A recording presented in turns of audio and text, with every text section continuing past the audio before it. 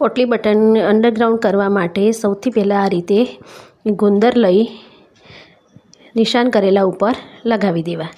ત્યાર પછી પોટલી લગાવી દો એના ઉપર. નીચેના ભાગમાં જ ગુંદર લગાવવાનો, પોટલીના મેન પર નહીં લગાવવાનો. નીચે લગાવવાથી પોટલી એકદમ ચોંટી જશે.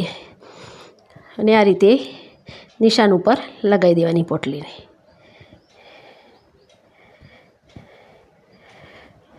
ત્યાર પછી પોટલીવાળા ભાગ ઉપર બ્લાઉઝનો સીધો ભાગ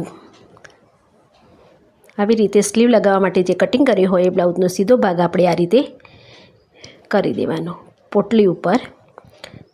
પોટલી ઉપર સીધો ભાગ કરવાનો આવી રીતે.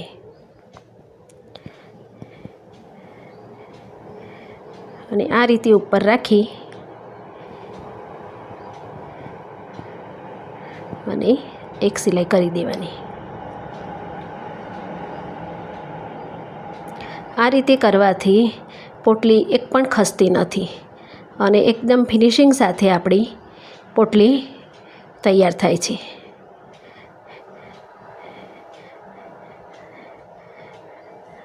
સહેજ એક ત્રાંસા થઈ હોય તો આપણે સહેજ સીધી કરતા જવાનું અને પોટલીને સિલાઈ કરવાની. આ રીતે ઇઝી પણ થઈ જાય છે અને ફિનિશિંગથી પણ પોટલી થઈ જાય છે.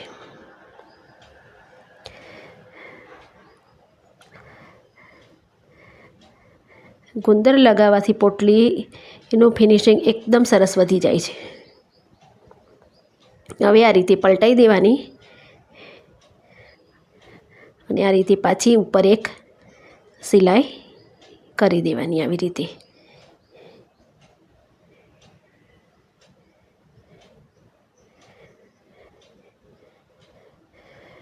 કોઈપણ જગ્યાએ ગુમ પોટલી બટન લગાવવા હોય તો આ રીતે ગુંદરથી ચોંટાડી અને આ રીતે કરવાથી એકદમ ફિનિશિંગ સરસ આવે છે. આવી જ રીતે બીજી પણ સ્લીવ પર આપણે કરી દેવાનું.